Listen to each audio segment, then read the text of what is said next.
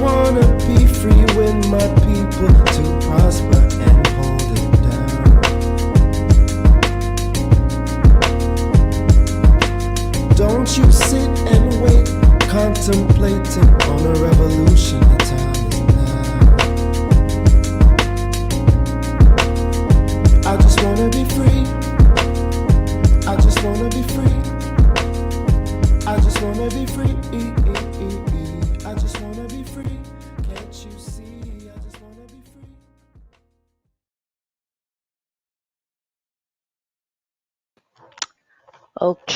Okay. Another episode of the Things I Wish I Knew About Money podcast. I'm your host, Kamille Smith. Woo! How's it going, everyone? First things first. It's almost the end of the first month of 2024.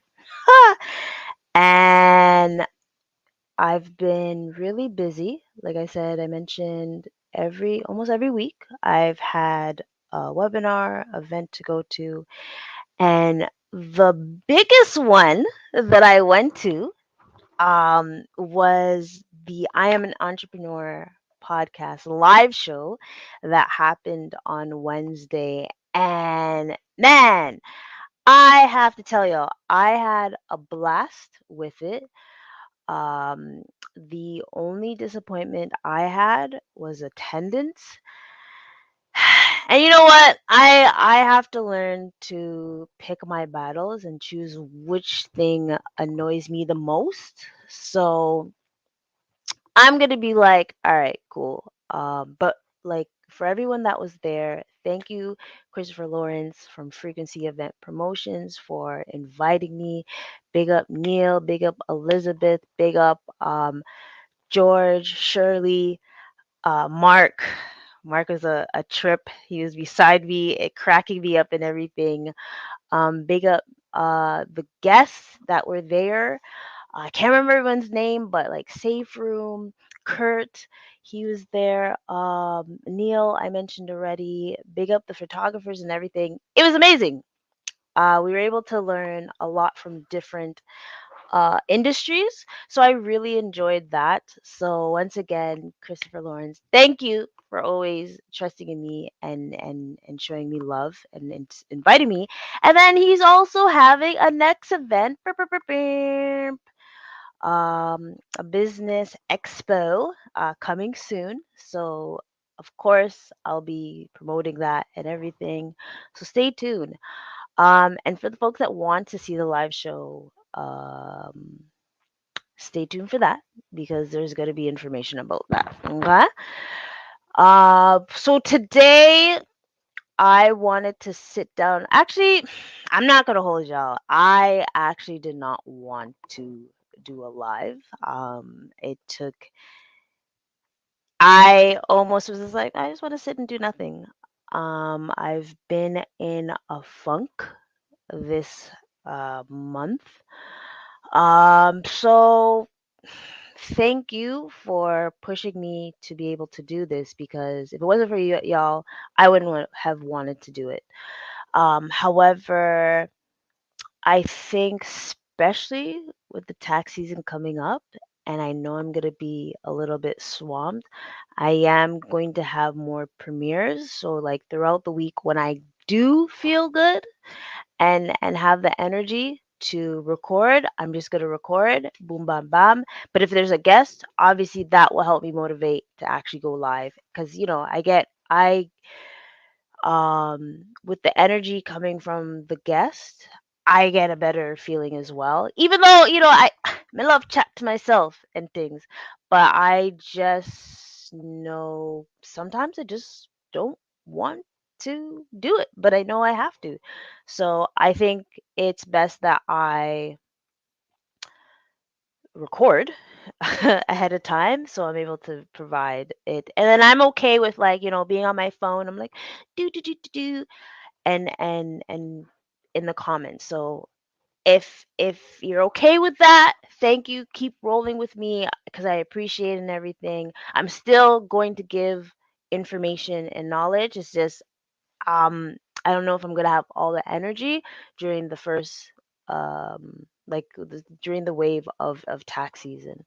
Um and what else? So okay, so I we're gonna be talking about one thing. It's funny, big up Keith, because we were having a discussion the other day, and he's like, "Cam, what's going on?" And usually I'm a tough person. Like I'm like, yeah, everything's everything's great, everything's dandy.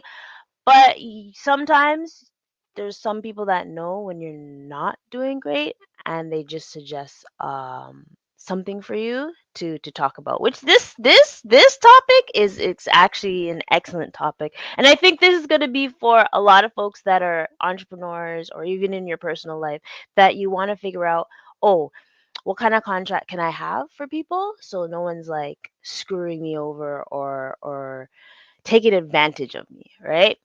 I will say when it comes to contracts, I do have contract. I do have a contract with some folks, but I always thought like if it's a verbal agreement, I don't really need a contract. And yes, I know for a person that has been doing this business for quite a while, I should be um more focused on having contracts. But it's evolving, so definitely have contracts. It's just that, do people follow through? Hmm.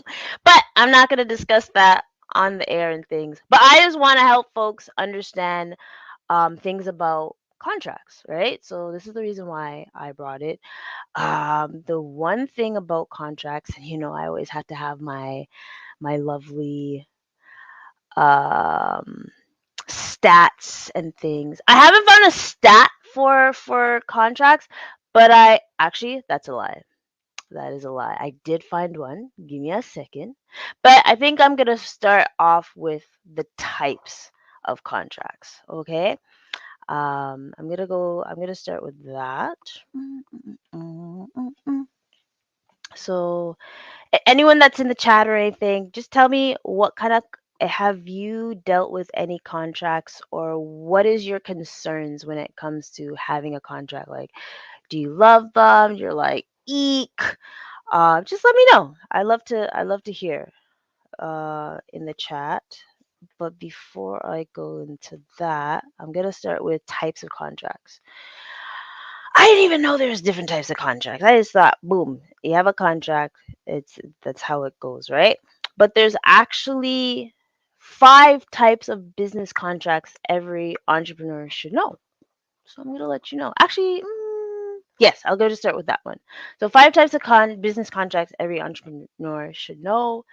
The first, I'm laughing because I've always thought to myself like, oh, the next time I get into a relationship, I might have one of these.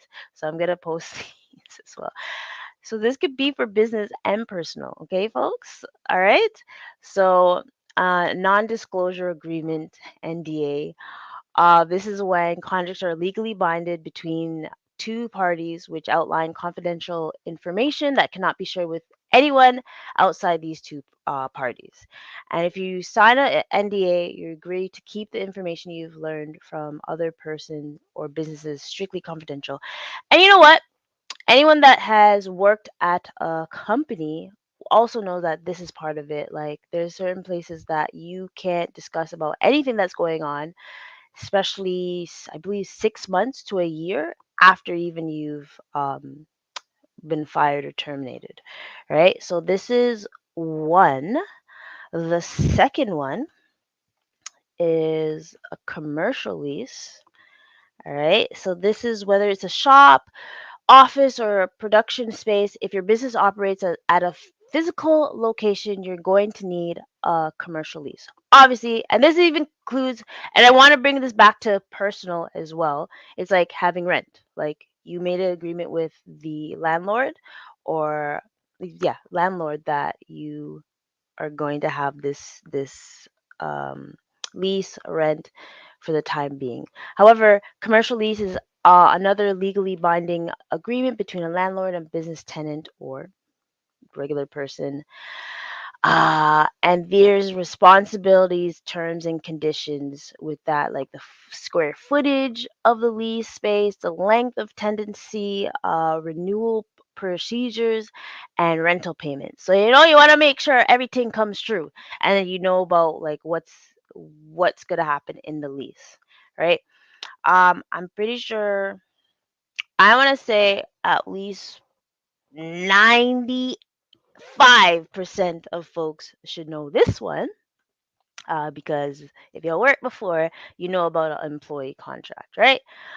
Growth of your business is not a solo journey. Hiring the right people is instrumental to business success. In order to ensure a smooth employee experience, it's standard practice to have a written contract to establish core responsibilities, compensation and benefits, PTO policies, employment period, termination, yeah, termination details, and more. However, folks, when you have a business or you're in a job and they give you more responsibilities, you always want to go back to those things and double check to see if the employer is living by the responsibilities that they gave you. And you know what? This is a time when you want to think about getting your money back, or not getting your money back, sorry, to get a increase in your pay, because you really want to be mindful about that. You don't want people to be um making you do more than you should when your core responsibilities there is was supposed to be like this, and they want to give it to you like that. And that also goes to employers. Whoever you employ, make sure the core responsibilities that you ask them to do is follows that guideline, and you respect that, because that's the thing that you ask them to do, right? And then this one's similar but a little bit different, because you have employees, so everyone knows. Well, if you don't know, for employees, you have to pay the taxes, CPP, EI. You're kind of responsible for that employee. But if you have a contractor, boom, bam, bam, they they're like a freelancer that comes in, and they respect the things that you're supposed to have, right? So with a contractor agreement, maybe hiring permanent employees isn't the right fit for your business. It's fair. That's completely okay. You can hire a freelancer or a contractor to suit your business needs instead. Similar to an employee contract, it's crucial to have a contractor agreement to clearly define the business relationship between you and the client and the contractor. Without this agreement, you could land yourself in legal and financial hot water. No one wants that. And I think it's really important when you're forming a partnership as well. Actually, almost anything in life, you need a contract, okay? So, like, especially this, you want to make sure they know the things that are going to be happening in the business, and it's respected that if you don't do this, boom, if you do this and get extra, then we're gonna have to reconsider getting extra pay or increasing the wages, right? And the fifth one for for entrepreneurs is supplier contract, right? So this one needs some delivery. You need some to deliver your product into the hands of your customers. You'll need a contract for that too. A supplier contract establishes the delivery of goods, products, or service, and can protect your business from costly delays and disputes. Sorry.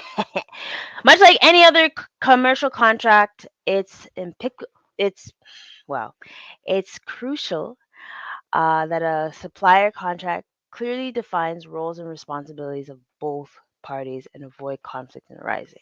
So boom, so we have it. So we know the five ones that is very critical for an entrepreneur.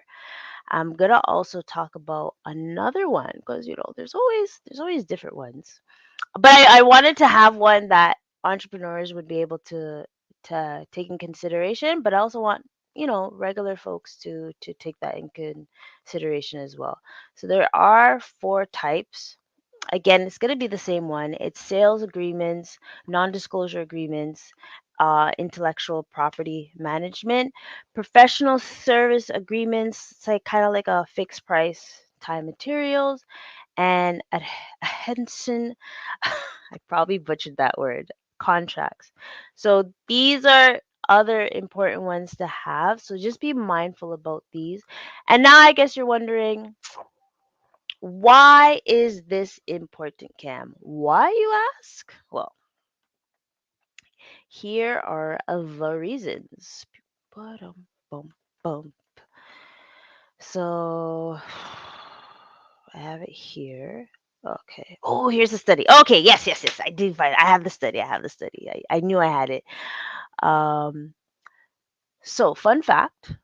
Oh, 1 in 4 freelancers, actually, sorry, over 1 in 4 solopreneurs never use contracts. So this is very interesting because it's, I guess this is more for the freelancers that like they just think, that verbal agreement should be what's set in stone.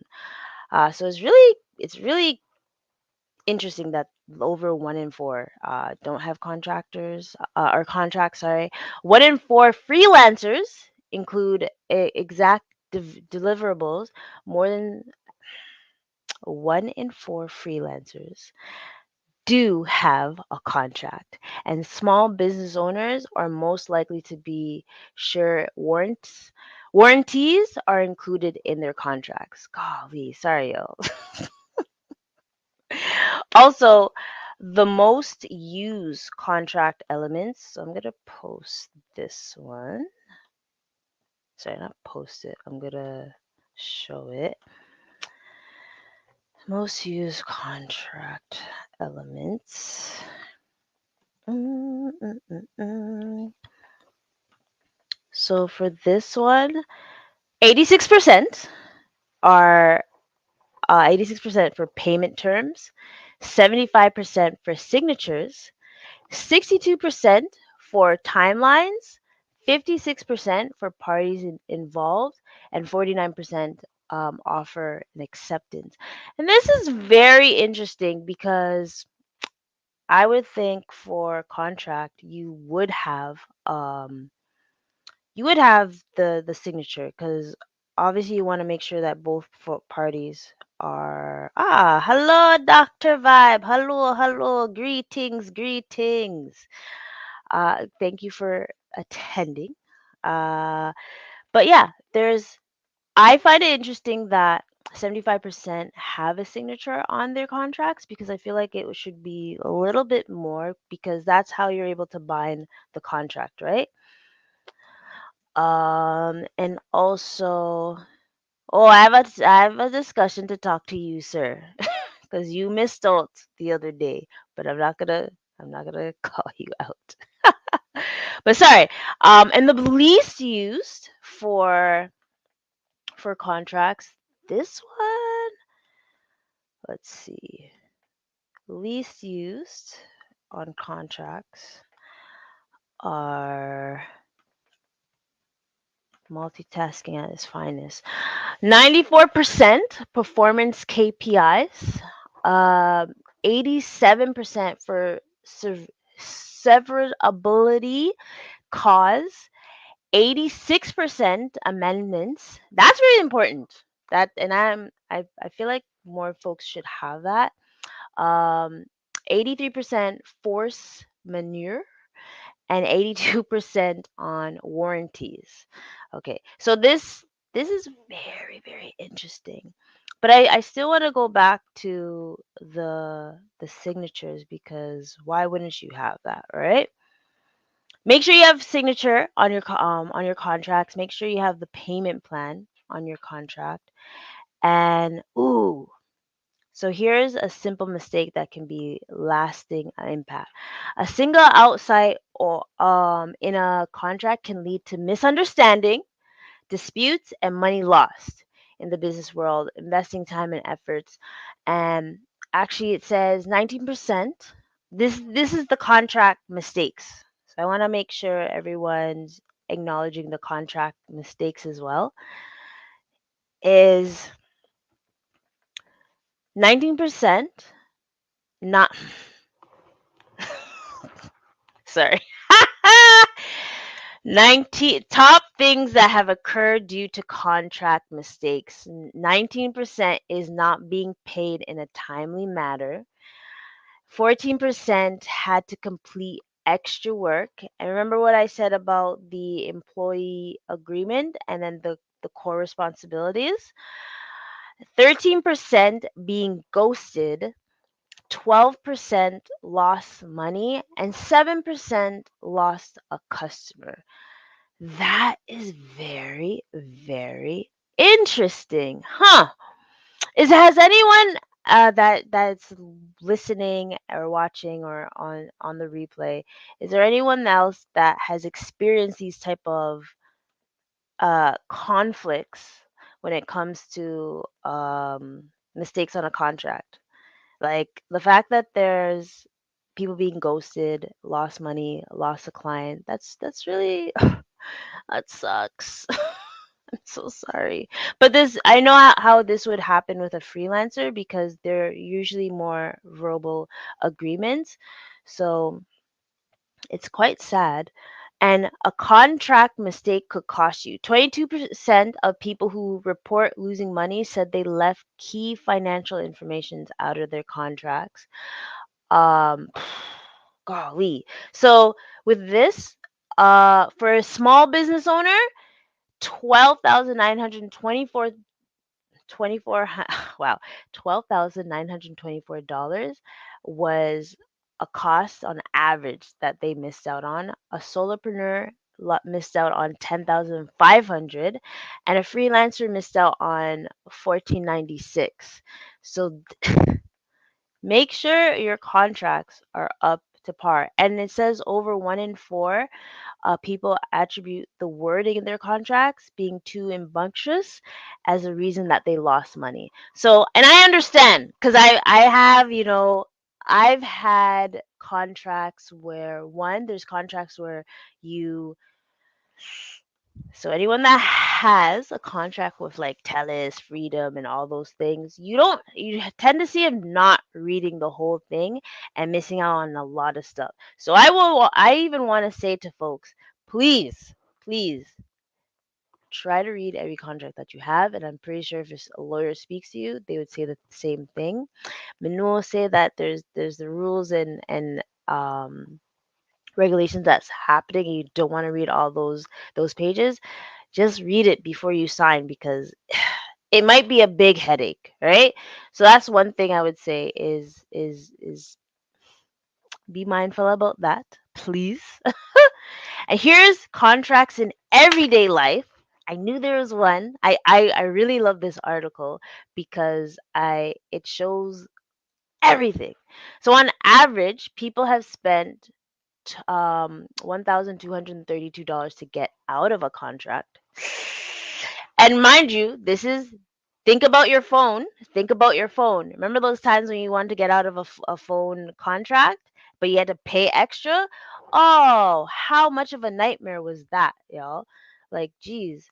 So be mindful about that. Um, Also, 22% report taking more than 12 months to get out of a contract they're stuck in. Has anyone ever experienced that? Being stuck in a contract that you don't want to be in? Just rolling my eyes at certain uh, service providers that have always increased their wages or their fees and you don't even notice, but they always have that fine line or the terms and conditions where it's like, oh yeah, by the way, we have the right to increase fees. um and sometimes you're just pissed and you're just like, fine, I'm going to deal with it. However, the most common general contract usage is terms of service and terms and conditions. This is 78%. Rental agreement, lease is 71%. In employment agreement, 69%. Loan agreement, 52%. Sales contract or bills of sales, 44%.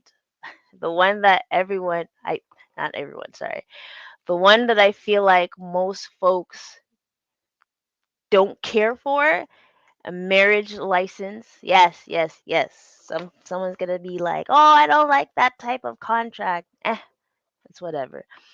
Um, that's 41%. Mortgage paperwork. That's very important. 40%. Adoption certificate is 30%, and the one that I mentioned before, non-disclosure agreement (NDA) is 29%, and contractors 22%. And if you really want to think about the contractor ones, it's even if you're doing renovation, you really want to have a contract and be mindful about that. Make sure you have a contract for most things in your life.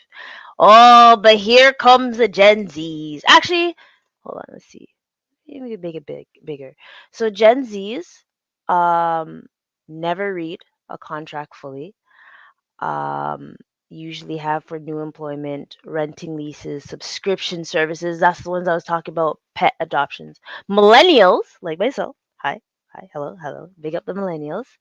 The ones that we deal with most is renting, leasing, new employment, auto purchases, phone plan, buying a house, right?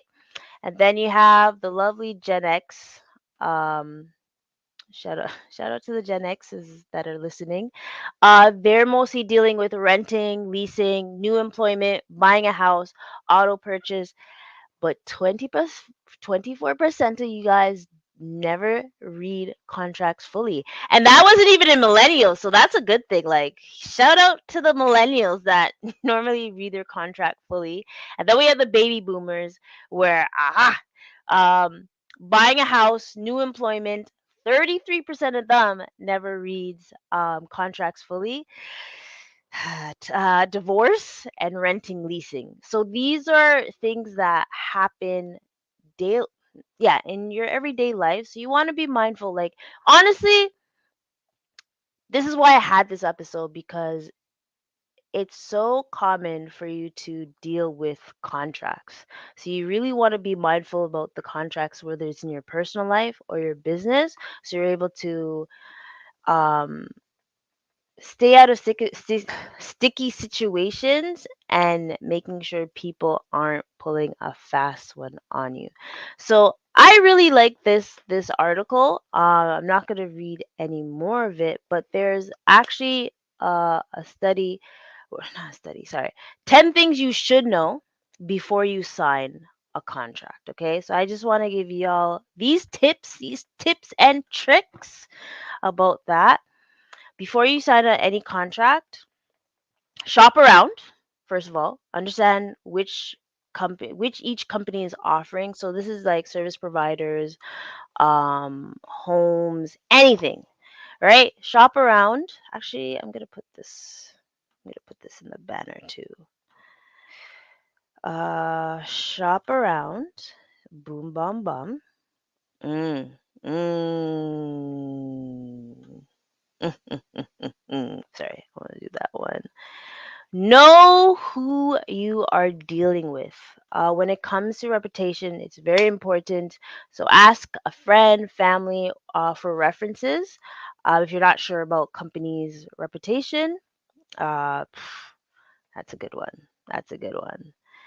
And I know there's going to be folks like, oh, best believe, Cam, this is the one I do. Negotiate. A lot of people are going to haggle people. Negotiate, okay? You want to be able to negotiate. Most contracts are negotiable.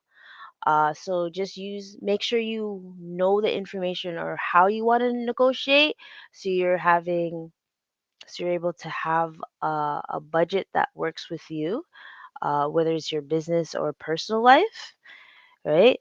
Um, Read the contract and pay attention to the details, because especially when it comes to employment, I'm really really want to stick with the employment, or maybe even the folks that are getting married or NDAs. You want to read the information that's in there, right? Don't rely on verbal promises. Make sure any agreement or claims made by a salesperson or anyone are written into a contract. Strike out elements you do not want to agree with, and that those changes are initiated by you and initialed by you and the salesperson before you sign. Pew, pew, pew, pew. Number 5 is understand everything in the contract as well. Ask as many questions and advice so the person that's knowledgeable about it, or even ask about it so you're comfortable with what's in the contract. And if you have any questions, just ask them and they'll be able to explain. If they can't explain to you, then maybe this is not the person for you, right? And this goes for any contract that you want to think about that I've discussed. Also, know who to call for help or to lodge a complaint. Um, well, this is for like salespersons, like if especially if you're leasing, renting, leasing, or even buying a car. You really want to know who you could be able to go to, right? Um, this is an important one. Remember, you are responsible. Okay? The signed contract is a legal document. And shucks, I should have said that. What I hope everyone knows what a contract is. It is a legal document, so you'll have to live with what you agree to. But if you don't, I there are ways to there should be parts in the contract on how you're able to get out of a contract as well, right? But generally, you cannot break a contract unless both parties agree, right? Or well, it depends. Know how to get out of it. See it there? Usually, a short period of time is allowed to cancel a contract without penalty. It's called a cooling off period, and it's also described in the contract. Especially, this is where you should check the Consumer Protection of Act in your province or territory. This is very important, and this is for like I remember if shucks anything that I've actually signed, even like life insurance. And that's the first thing that popped in my head is that cooling off period. I was able to decide whether I wanted to have the life insurance or not. See, I believe it's like 15 days, um, if I'm not mistaken. So be aware of when you can get out, especially the phone companies. Yo, the phone companies. Yo, once that period is out, oh, you're screwed. You just have to pay a lot. That's what I mean when you're screwed. It will cost you money. Not being mindful of how to get out, right? Sleep on it. Sleep on it. I believe so. When I got my car, I which it's been when did I get this baby? I got my car in 2018, so I just celebrated that anniversary not too long ago. Just make sure you're able to sleep on whether you're making the right decision and whether you really want to sign and agree to this contract, right? And this is for anyone, whether you're a Gen Z, baby boomer, or anyone in between. Once you sign, get a copy and keep it. I don't care if you actually, I do care. I would like for you to scan it and then keep it somewhere where you're able to get a hold of it, right? And just always be mindful. Always keep a copy of contracts that you sign, whether it's a financial institution, because remember you have to sign a contract with them to agree that you'll keeping your money there. But any contract that you have, make sure you have a copy that's signed and initialed, right? So that's some tips with that, and I hope you ladies and gentlemen understand why a contract is important. And I found another one. Oh, I should have said this from before, but it's all right. So, the purpose of the contract is to establish and formalize a relationship by clearly defining terms and conditions. That's what I should have said from the get go, but that is the purpose of a contract. And I, like I said, I was going to have personal experience. I normally send a questionnaire when it comes to taxes and agree that whoever I'm doing their taxes, they sign. Um, I want to say at least 80 to 90% of folks that I've done their taxes, they have gotten that questionnaire and signed off on it. I know I should get all 100%, but I do my grandma's taxes too. She she's not gonna sign the thing, right? So you just got to be mindful of having a contract, but I definitely want to not only refresh the contracts that I have, but remind folks the rules and that we have. And it's also good to have the core responsibilities that you're gonna have, um, the roles that you play in the person's life, and also the expectations that you want from that person, right? Um, oh, here's the part. Sorry. So here are the 7 elements, or here's the elements of a contract. Do, do, do, do, do. So you want to identify who's going to be in the contract, right? So there's always that the client versus the let's say employee.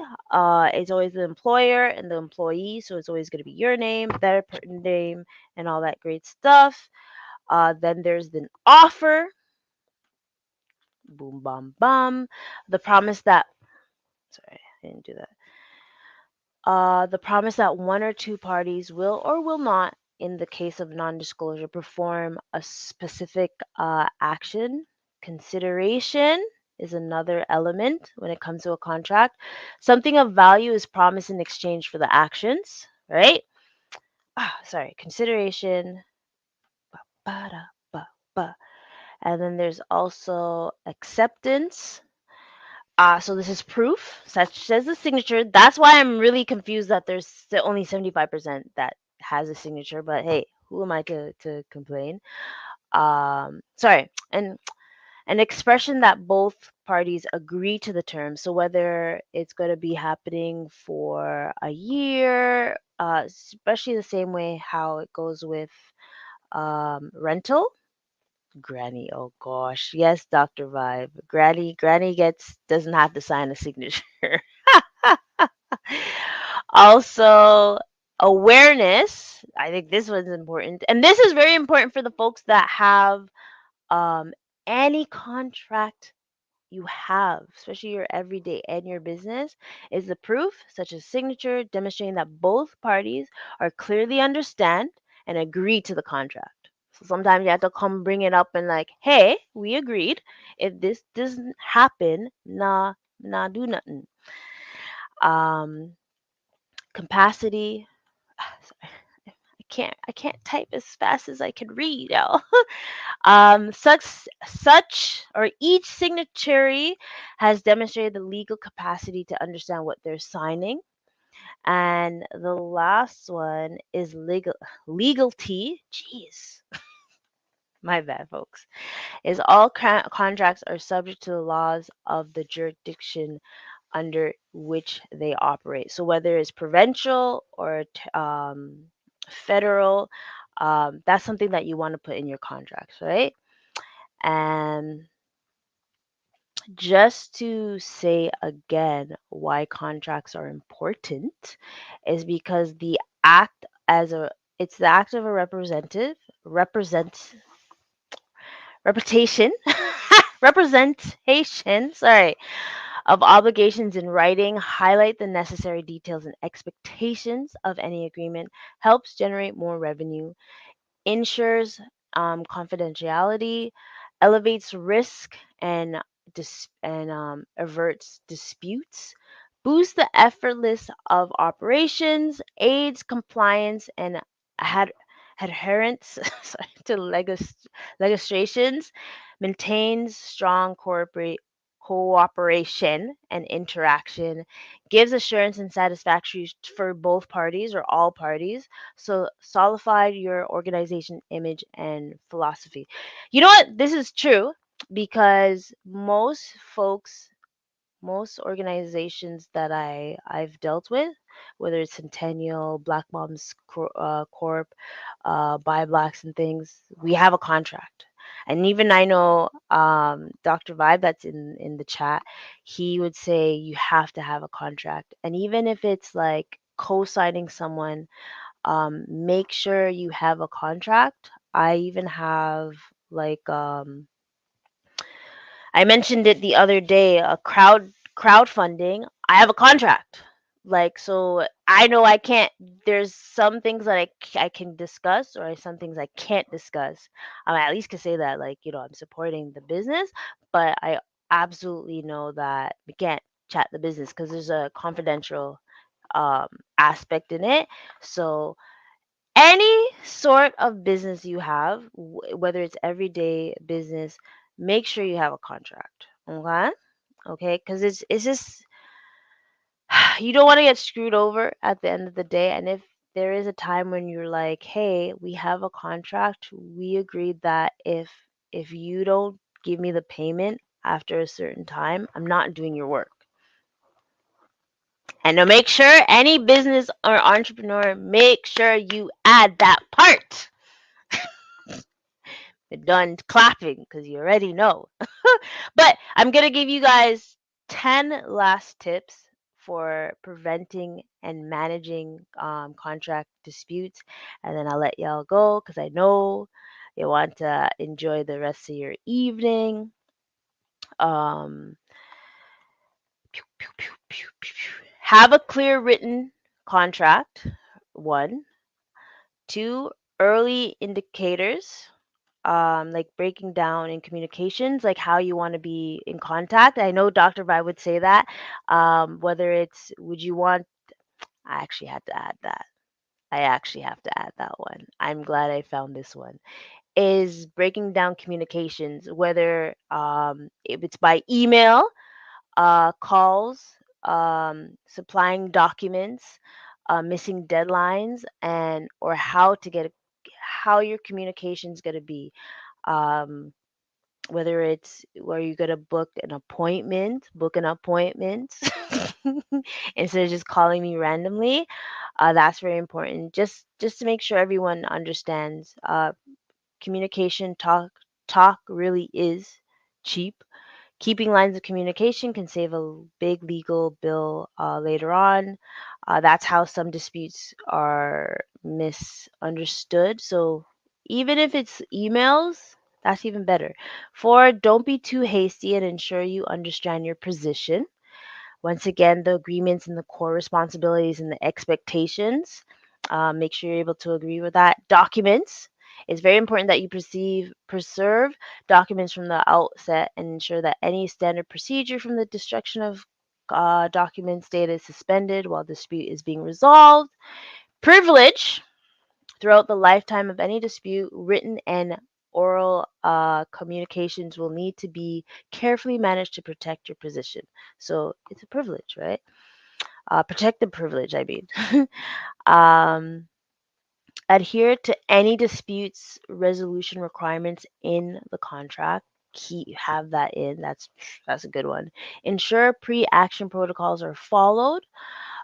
Just encourage exchange of early and full information about a prospective claim. Sorry, golly, guys, drink your water. Water is good for you.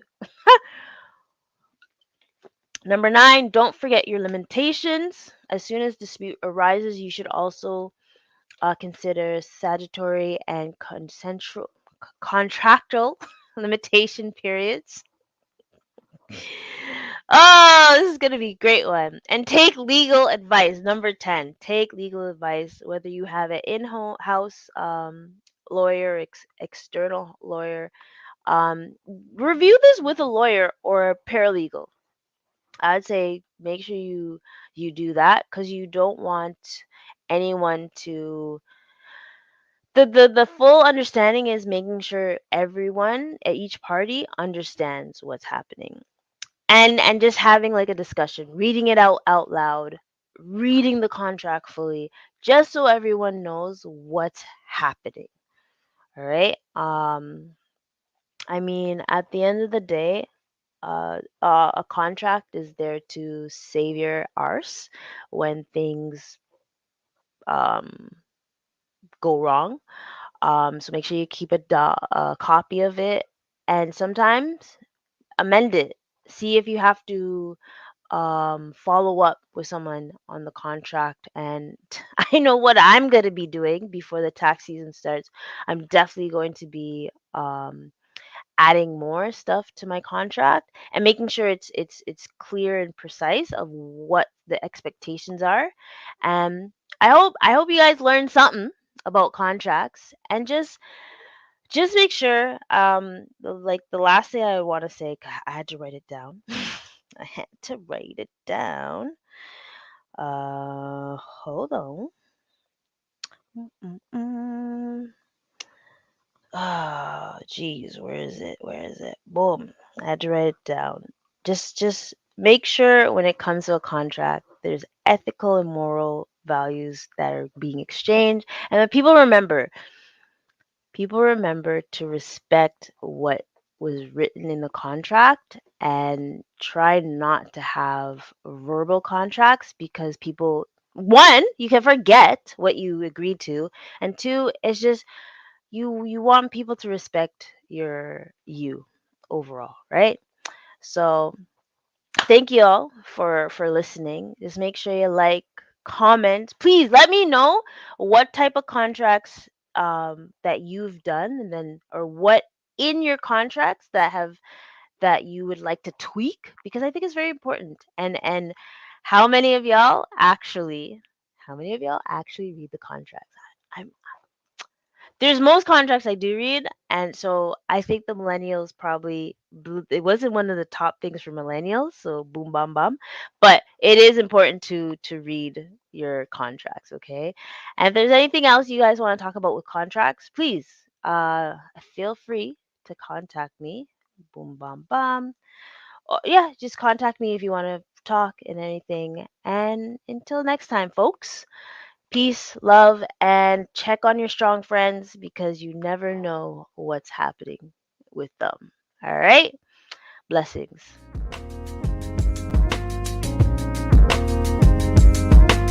I just wanna be free with my people to prosper and hold it down.